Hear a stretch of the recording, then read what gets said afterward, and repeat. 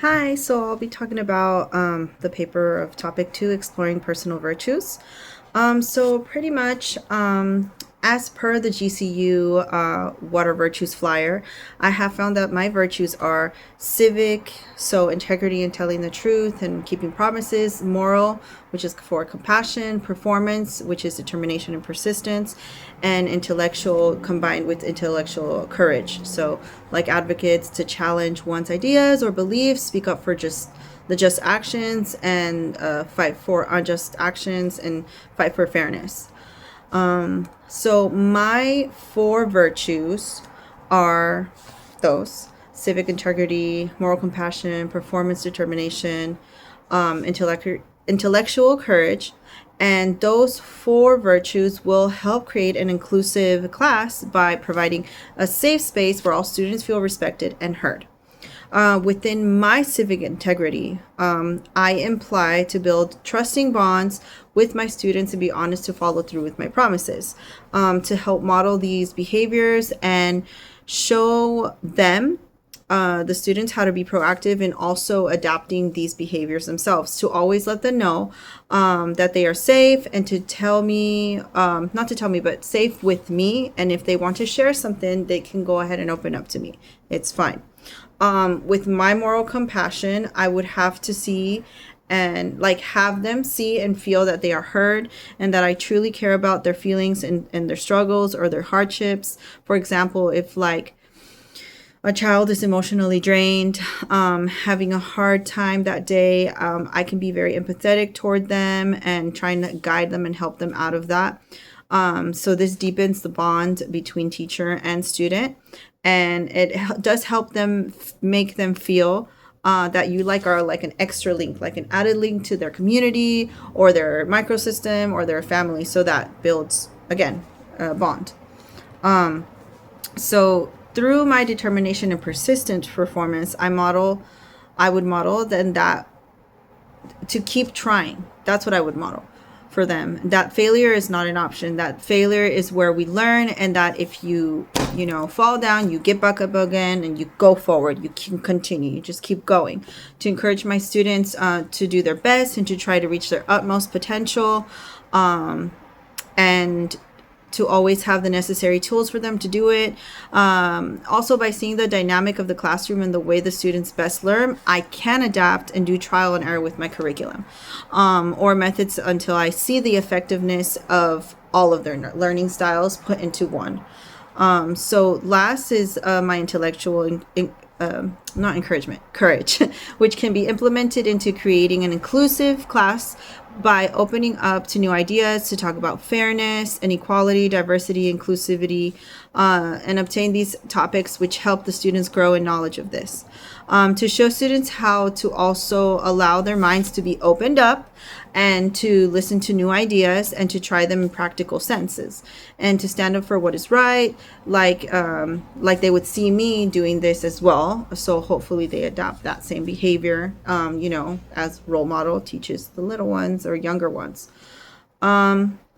So I do believe that the virtues that are most critical for my position as a professional spokesperson or advocate, speaker, that it would be professional. It would be moral compassion, determination, and intellectual courage through advocacy. So these align and support the concept of Imago Dei, which is the image of God, as they help me see that all students are a great worth and value. I mean, I think any human being, because of my faith, I already believe and know that every human being has superiority and faith and domain. So that they don't know that, that's there, but that we know that and that we can help them see that, that's another thing too. But knowing that, I want to also let them see their worth, and that means build a welcoming and hopefully a hopeful and inclusive environment. You know what I mean? Like that. As per moral compassion, which causes me to create deep bonds with students or children I care for, is a reflection of God's love. So that's the way that I do show God's love. I think something or I used to think something was wrong with me when I deeply connected with my students, because I would cry every time my pre-K students would graduate, or if they would have to move somewhere.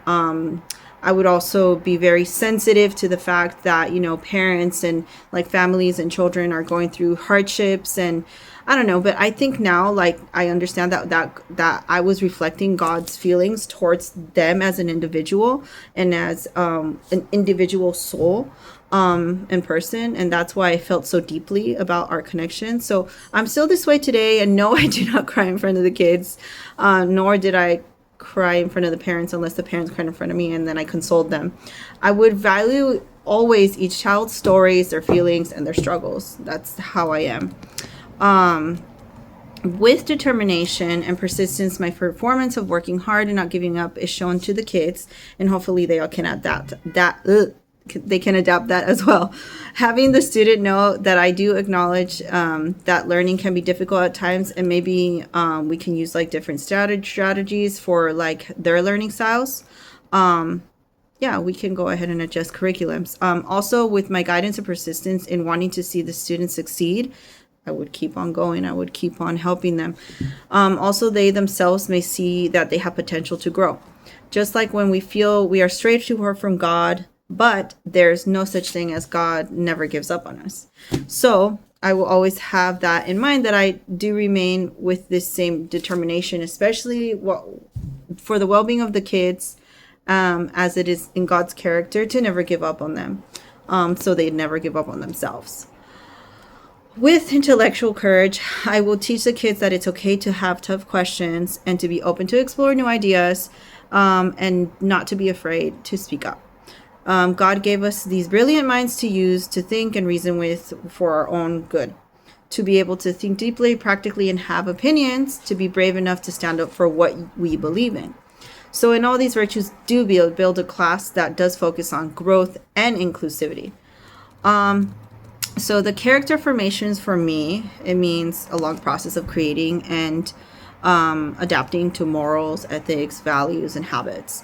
I think of God right away because his character formation is that's where I first, in church, like knew about like character formation. I already was a respectful person, but with him showing like his deep love, his mercy, his justice, it really like solidified my my faith, my way of life.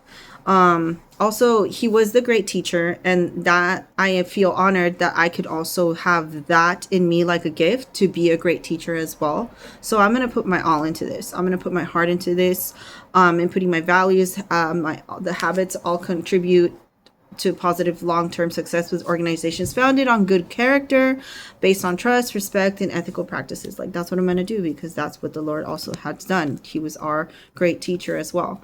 Strategies I will use to foster formation in the class, like examples would be: 1, allowing myself and the kids to collab and share ideas for like curriculum or decision making in the classroom.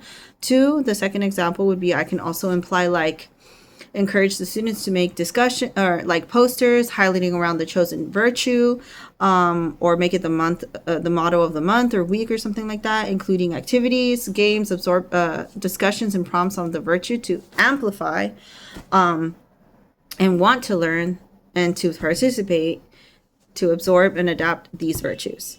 To remember also what Grant, as I saw in the resources, Grant and Sleater 2009 in Becoming Multicultural Educator Chapter 2, they said whom developed 5 levels of education with culturally different human relations.